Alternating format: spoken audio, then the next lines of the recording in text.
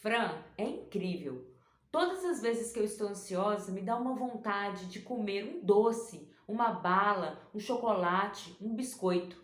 Pois é. Num primeiro momento, esses alimentos, eles podem realmente sanar a sua ansiedade. Mas olha só que loucura. Você sabia que esses alimentos, eles acabam piorando a sua ansiedade? É isso que eu vou te explicar nesse vídeo, mas com um toque todo especial. Uma explicação de acordo com a medicina chinesa. Então fica aí que eu vou te contar. Eu sou a doutora Fran.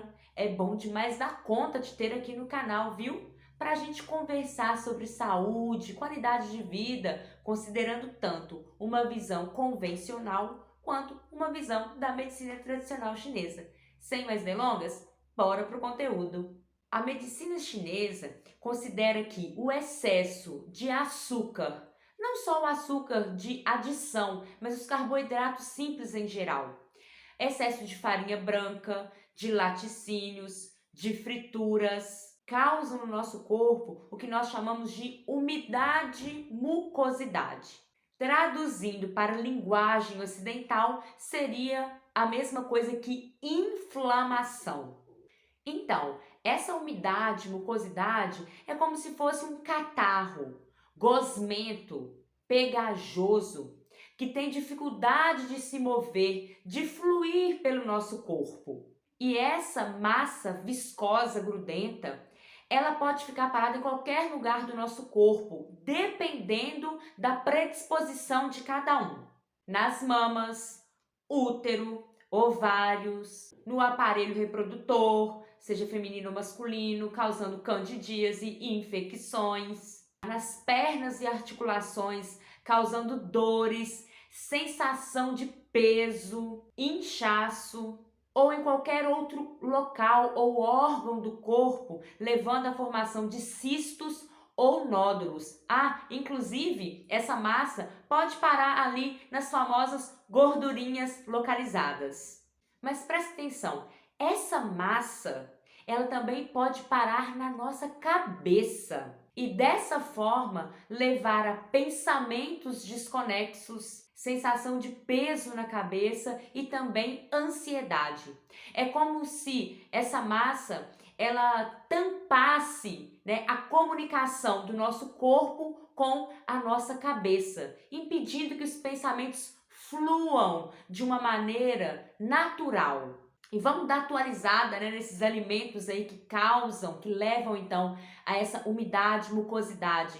Não só o excesso de açúcar, de farinha branca, de frituras, de laticínios, mas também os alimentos industrializados, ultraprocessados. Vamos entender uma coisa. Existem 4 categorias de alimentos. Alimentos in natura, minimamente processados, processados e ultraprocessados. Vamos pegar o exemplo de uma maçã. Você colhe ali a maçã no pé e come. É um alimento in natura. Se você descascar, aí ele já fica minimamente processado. Se você preparar uma geleia com adição de poucos ingredientes, às vezes só ali, a maçã e o açúcar, ele é considerado um alimento processado. Agora, se você vai lá no supermercado e compra aquele suco de caixinha de maçã, preparado assim, pega a maçã, coloca em 1 litro de água, deixa a maçã 5 segundos ali dentro, 1, 2, 3, 4, 5, tira a maçã e aí coloca mais um monte de aditivo químico alimentar e vai ser aquele suco de caixinha com sabor de maçã. Vai ter só aquele cheirinho de maçã.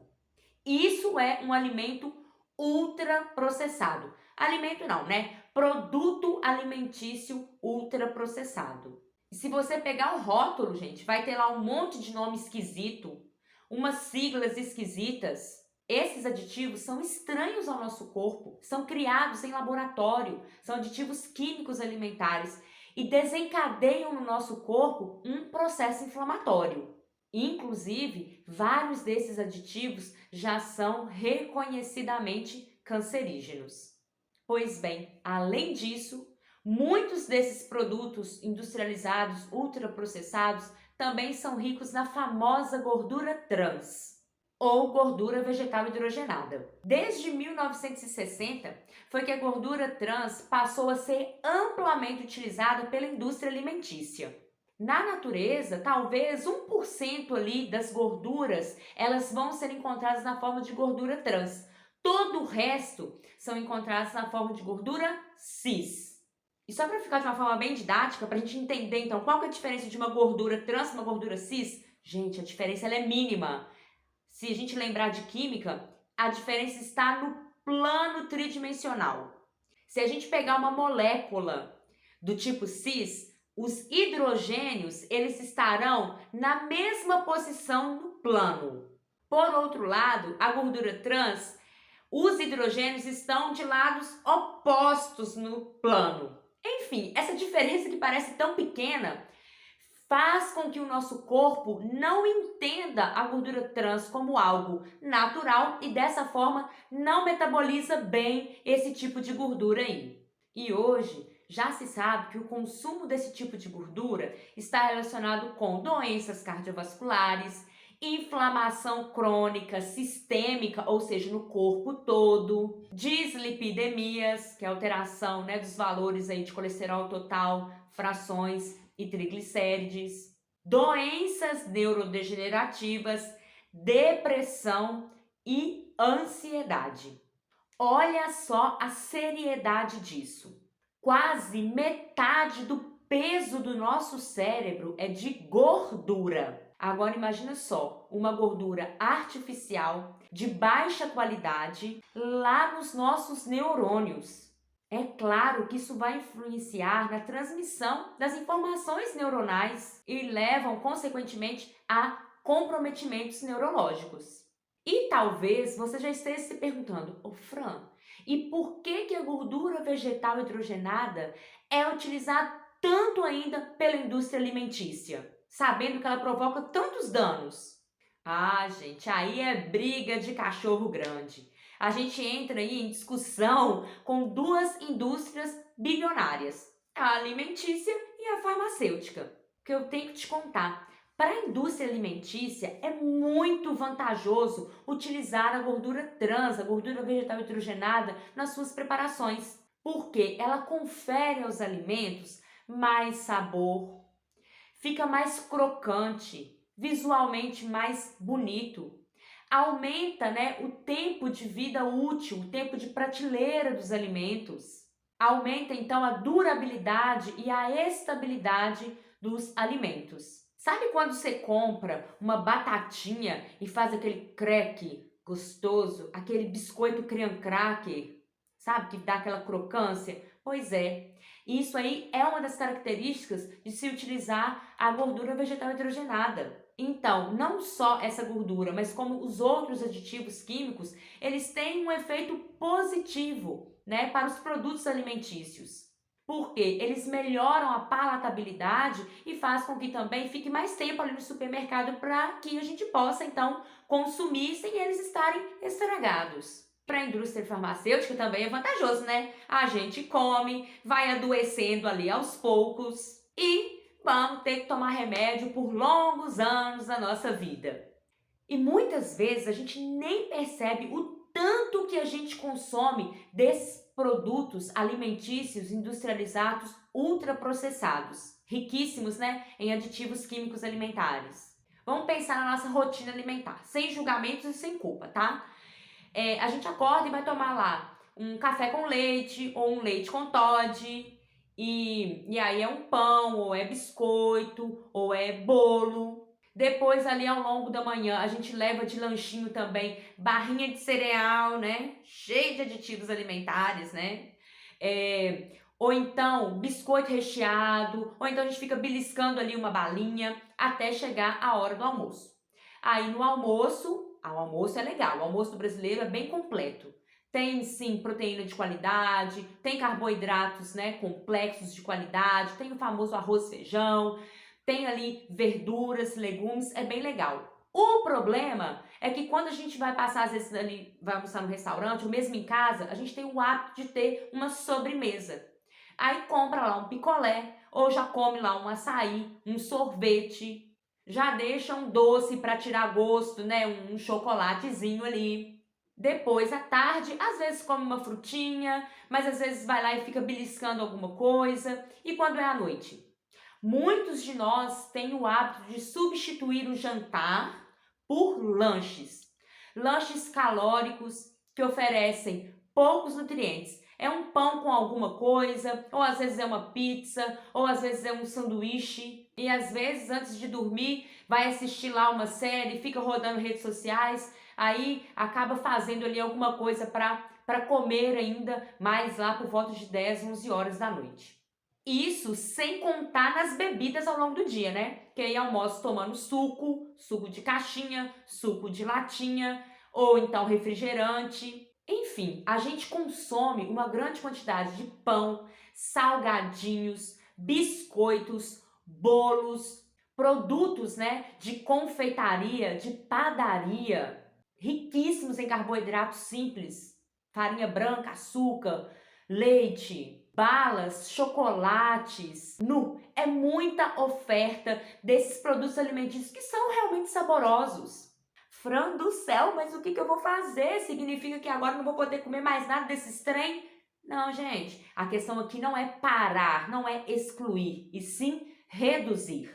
A gente precisa consumir menos desses produtos que vêm com um monte de coisa escrita nos rótulos, aditivos criados em laboratório que não são compatíveis com o nosso corpo, e consumir mais alimentos, né, in natura, minimamente processados, que vêm com poucas coisas escritas no rótulo, ou às vezes até nada escrito. Por exemplo, qual é o ingrediente que está escrito num pacote de arroz, num pacote de feijão? Qual é o ingrediente que está escrito ali na fruta que você compra na feira, no sacolão, ou no legume, ou na verdura? E claro, respeitando o seu gosto e a disponibilidade de acesso aí a esses alimentos, seja financeiro ou seja mesmo de ter acesso para comprar esses alimentos. Fran, mas comprar alimento saudável agora tá tão caro. Eu tenho que concordar com você. Em algumas épocas do ano, esses alimentos ou alguns deles ficam realmente mais caros. Mas eu tenho um vídeo, eu vou deixar aqui no card, onde eu falei desse assunto e talvez pode te ajudar. E, inclusive, nesse vídeo sobre perder peso e não conseguir, eu também explico a diferença entre fome e vontade de comer. Porque, às vezes, se você, quando está ansiosa, diz que dá vontade de comer um doce ou alguma guloseima, isso aí pode ser negociado, tá? Talvez você não precisa respeitar isso aí toda hora. Então, deu para entender até aqui que o excesso de açúcar, farinha branca, laticínios, frituras, produtos alimentícios que vêm em pacotinhos, em latinhas, eles causam umidade, mucosidade e inflamação do nosso corpo. E isso pode estar piorando a sua ansiedade. Não adianta você ficar tomando ansiolíticos, troca um ansiolítico por outro e não vê resultado se você não fizer uma reeducação alimentar. Se você quer efetivamente controlar a sua ansiedade, você precisa sair desse ciclo vicioso, porque a sua ansiedade ela vai piorar cada vez mais. E aí você vai comer cada vez mais para buscar ali uma válvula de escape, um ombro amigo, e como se não bastasse ter ansiedade, você acaba desenvolvendo outras doenças. Obesidade, diabetes, câncer, pressão alta e por aí vai.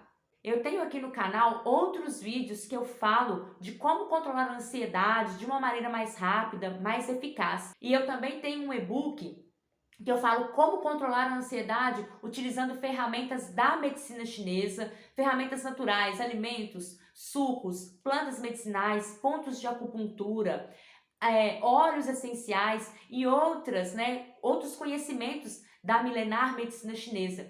E associo ainda a reprogramação mental, ou seja, a ferramentas da programação neurolinguística, PNL, que vão te ajudar a controlar a ansiedade e também mudar qualquer estado emocional. Vou deixar aqui na descrição o link desse e-book caso você tenha interesse. E aí talvez você esteja pensando assim, Fran, mas eu vou ficar comendo aí fruta, verdura, legume que é cheio de agrotóxico? Tem agrotóxico mesmo, né, gente? Fazer o quê? Se você tem oportunidade de comer lá o orgânico, beleza. Mas olha só, É melhor você comer frutas, legumes e verduras que têm agrotóxico, mas tem vitaminas, minerais, fibras, carboidratos de qualidade, compostos bioativos das plantas, né? Compostos antioxidantes, anti-inflamatórios, do que você ficar tomando lá suco de caixinha, que além de não ter nada disso, ainda por cima tem um monte de aditivos químicos alimentares que a gente já viu prejudica a nossa saúde. E lembre-se sempre, sempre, sempre, você é o reflexo do que você faz na maior parte do tempo. Não é sobre excluir. Se você quiser, ok. Mas é sobre reduzir o consumo para que você possa ter uma saúde e um equilíbrio físico, mental e espiritual. Se esse vídeo fez sentido para você, se inscreva no canal, dá sua curtida e compartilhe esse vídeo para mais pessoas.